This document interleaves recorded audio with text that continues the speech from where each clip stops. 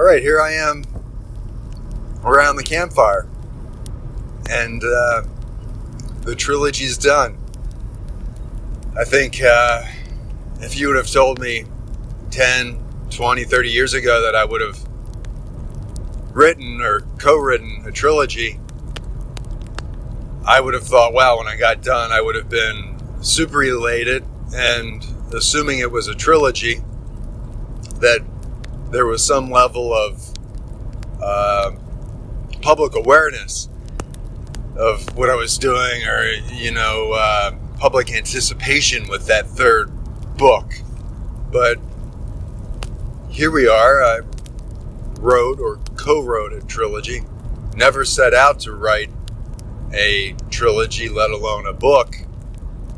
Really just set out to do a campfire talk, and even that was something that Rudi and I kind of backpedaled into, or kind of inadvertently stumbled into,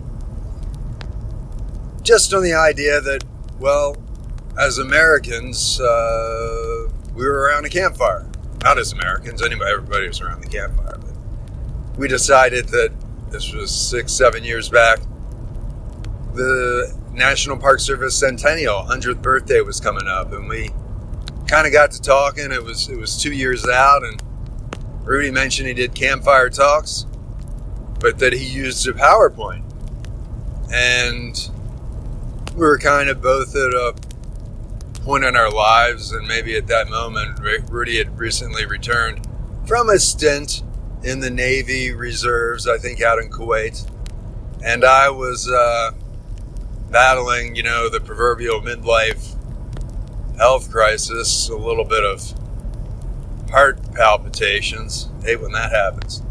Anyhow, you kind of get to some midpoint in your life, and hell, when you get to that midpoint, you kind of realize, I don't feel any different than I did when I was,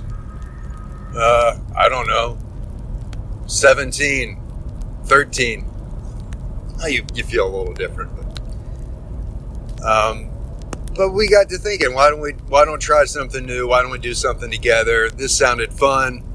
Ditch the PowerPoint, I told Rudi, and let's do a good old-fashioned vaudevillian two-man play around the campfire, with our focus being the National Park Service Centennial. We didn't want that moment to go by, and as Americans, look back as old men and say, wow, yeah, grandchildren or kids coming up to us saying, hey, you lived through the Centennial. What was it like? Well, we wanted to say that, yes, it was a special event and a special milestone, and this is what we did to make it special for us and to celebrate that special event. So that was kind of the original catalyst. And but these campfire talks, the first one we gave, I think there were the most people there. It was a bunch of new people in the swamp, and they were kind of caught wind what we were doing, and it was a little bit of a happening. But after that, Rudi and I did a couple of campfire talks, spaced out every couple of weeks. I think in total we might have done under 10. And it was usually to a crowd of a dozen or two, no more. And I think every time we did it, we, added a little bit, a little wrinkle, and we would review on the way home what we did good, what we did bad. And at some point, I think Rudi said, this would be a good book. And I said, that's a lot of work writing a book. I was on a bunch of other projects, but the story was so good, and we discovered we enjoyed a certain amount of chemistry. And I thought, let's shake hands. We shook hands around the campfire. Let's do a book. And let's try to get it out in time for the Centennial. Maybe we'll catch the zeitgeist of the Centennial. And who knows? So, down here in South Florida, the campfire talks are during the winter season when it's cooler, no bugs. So when we had our last Campfire show in April, I started writing. And I was 30,000 words in, and I was describing to Rudi what I was doing, and he really wanted to get involved. He said, send it to me. And I kept saying, well, let me get it to a certain point, because you're not going to... I said, but why don't you work on A or B or C? And I would suggest things, and he would say, oh, yeah, I see, maybe, but I would never really get anything back from him. And then eventually I gave him, printed out what I had, and I gave the draft to him. And I think he read it. He called it the Transcontinental Railroad. But I never got any comments back from him. And by that time, as he was reading it, I was already developing a pretty rigorous, disciplined writing process. I kind of figured out how to write with the engine being writing, reviewing, editing, writing, reviewing, editing, and that constant loop. Everything I wrote would get reviewed 12 times, sometimes re-atomized, sometimes cast away. So by the time Rudi would read something, and I would usually have already gone through it and significantly modified it. Therefore, he could never quite catch up with me. But we did have this, I was wondering, how is this going to work? And we had this kind of breakthrough moment where we had a day off and we met, and we just went around town at a couple spots. And dirty little secret, won't repeat this. First place we met was McDonald's. And at this McDonald's, I think I got a cup of coffee. I had a Kindle and I had a keyboard, and I started kind of reviewing things with him, and he started chiming in verbally. And just like we developed our rapport around the campfire, the book was at moments, and this is where I really relied on Rudi, was as a sounding board, a conversation. And I read something I wrote, and I remember that opening sequence, there was a character he immediately killed off. He said, oh no, we're killing that character off, and he dug a shallow grave and we buried that character. The truth is, we actually ended up reconstituting that character in a really good character that became Sandy Parrish. His first name was Mike McDonald, and he got changed into Sandy Parrish. But it was during that initial scene where Rudi started to kind of introduce some new characters, Gator Tate being one of them, and kind of pivoting the story away into maybe a couple different arcs. And it was always our conversations. And then I would give him, after that session, it was a really productive session. I remember it vividly to this day. I would go back and I reworked things, and then I would give him an assignment, and he would go off and, take a stab at doing that, and then we'd reconvene and talk about things. One of the interesting things, he got ideas from misreading things I wrote. I remember there was one scene that was supposed to be linear, and he saw it as this mystic campfire scene, and we ended up adapting it that way based on his misread or my clunky writing. So a big element of this was, Rudi mentioned, oh, you're writing the Transcontinental Railroad. What I was really doing was developing a very disciplined writing process, a process that I enjoyed. And always, it started off as that handshake around the campfire. This was back in the day when you shook hands pre-COVID-19. Or we just agreed. And no matter what happened, I would always loop Rudi back in, and it was our conversations. We commuted in and out of work. We would have conversations. That was actually a pivotal moment in the book, was when we no longer commuted into work. And then by the time the third book came around, really its heart and soul, Rudi had moved out of town. So us working as a partnership was something that was a constant work in motion, a work in progress, emphasis on me trying to get Rudi up on the same page and getting him a process. I so assiduously tried to get him on my process, and I could not. I would tell him the tools I was using. At one point, it was a tool he was using, and he kind of lost access to it. I won't go into the details, but it was always a failure from that standpoint. But Rudi also delivered on key vignettes. He would write a vignette, and I would say, you know what, this is a group project. We're in this together, and I'm going to make this work. I remember he was kind of in this down and out mode, and he said, yeah, he had some stuff, but he didn't know how it would work into the narrative. And he gave me these handwritten pages, and I read it, and I really liked the tenor. But I turned to Rudi and I said, Rudi, this is set in an archaeological dig for dinosaur bones, and I said, you know, we're going to make this work. And that ended up being a heavy influence in the second book in the journals of Colonel Stanley Powell, which was a really fun way to tie the narrative into a deep historical settings and threads that tied back into the present day narratives. So the vignette, Rudi could write that first draft, and it might just be a page, but he could never quite review it. He could never get that writing process down.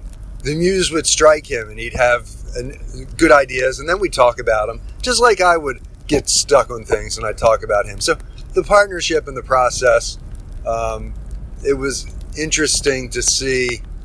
We sometimes likened it to Simon and Garfunkel, that he was Garfunkel and I was Simon, and I always contend, hey, they did their best work together. Artie he could take the songs up to that higher level, and I think Rudi and I knew this story, and we were going to get it together. Of course, it was often, at times, frustrating. Like I remember early on, Rudi just felt like he knew the ending of this book. And I said, Rudi, let's let this process unfold. Once it morphed into a trilogy, I remember we were maybe 8 months in, I started counting up the words, and I thought it was tightly constructed. I said, wow, this is over almost 200,000 words. That's more than one book. This is a trilogy. The great thing about breaking it up into a trilogy was all of a sudden, that first book, there was new real estate we could explore. Instead of having to meet everything on the deadline of getting it out by 2016 for the centennial, the first book, Legend of Campfire Charlie, really just contained the first two components, plus another structural element called the Ranger section that works through all three books. So one of the really, when we broke it into the three books, in the Legend of Campfire Charlie, the opening sequence includes a visitor center, and I saw that as really ripe real estate to do a deep dive on and better mesh out in a way that, had it all been condensed into one book, we wouldn't have really had a chance to explore that. And I think that's an important element of the book, because it really sets the scene, establishes the protagonist in the present day, but then also, so when we broke it into that trilogy, then on the second book, another example of ripe real estate, we were able to really expand and go exploring in. This book, it was less a piece of art you hang on a wall in a wilderness or a large canvas, full-sized, wall mural that we dove into and incrementally mapped out. And in the second book, that was the journals of Colonel Stanley Powell. So our writing process, I always go back. I worked for 6 days. I worked on this every day, or thought about the book every day. It was that engine. I realized edits were meaningless if I didn't fight against myself to get those edits on paper and then review it again. So everything was fresh in my head, and I started to see how everything connected together and could reatomize and, at a very finite or a very specific and then larger structural level, really bring things together. Another breakthrough was, really, we originally wrote this just for Kindle. I didn't think we'd be having paperback books. Well, a local librarian said, hey, why don't you talk about your book at our library book series for local authors, but bring a copy of the book. Well, we had only done it in Kindle. So I shifted gears and I started doing a paperback copy, and that was a revelation because that template then became how I really worked from for the next books. And I really modeled it after Treasure Island. It has the table of contents, it has major sections and then sub-chapters within, and just the way every page has the name of the chapter on the top, and then at every major section there's a drawing. I did those drawings, and I really tried to model it after Treasure Island, and I saw that it was so rewarding to get that book, to have it in your hands, and I saw that was really the way to read this book, because of, especially as a trilogy, in a Kindle you kind of can get lost, and it's hard to thumb back and go from one book to the other or one chapter to the other, and that's really important in this book. I think the book reads better, and it just looks so nice. It's impeccably designed, and from covers, it just looks great on a bookshelf. It feels great in your hands, and it just looks so good. But going back to the partnership, and the partnership was as frustrating as it was rewarding, and by no logic should our partnership have even survived. But to a credit to Rudi and I, we kept it alive, and we kept the book alive, and I think we could have easily stopped after that one book. But as much as I'm a process person, I was focused on getting this done. And I used to joke with Rudi, you like to talk about things that you'll never do. And I think, we had a little bit of a yin and a yang going. And I, at some points, told Rudi, I don't need you, but I can use you. And I always did. I always looped him back. I always brought him back to the Campfire. Increasingly, as the project moved on, that became harder and harder to do. It was just logistically, he wasn't as available. Then he was in a different town. He wasn't in the same commute ride. And but I think Rudi would say, credit to me, is I did always loop him around. I always kept him a part of the process and a part of kind of the bigger vision and where we needed to take it. And and Rudi and I can do certain sections. I remember on the journals of Colonel Stanley Powell, there was one rough spot, and I said, we need to work this out. And he said, I'm working on a great new character, Thursby French. And Rudi's discussions of Thursby were just so spellbinding. I said, this is a wonderful character. Okay, send it to me. A couple weeks progressed, and I said, Rudi, this is really, I need to start wrapping this up and putting this section, working on this section. Just send me what you have. And he sent me what he had, and there was one sentence in there with Thursby French. The good news was he had talked to me about it so much, I was able to reconstruct based on those conversations. And by that point, I knew enough about Rudi that I had to already begin that process. So by the time he sent me that his modified version with that one altered sentence with Thursby French, I was already along that pathway. Another example is in the second book, we had come up with this idea. He came up with the character Gator Tate. And Gator Tate, besides being a great one of the swamp rats, they're on a buggy ride up to this meeting with some others on a topic of grave concern in the swamp. And Gator Tate became, there's a little comic relief in all characters, but especially Gator Tate and his relationship with Sandy. And he became an archetype for symbolizing maybe failed entrepreneurial efforts in the swamp.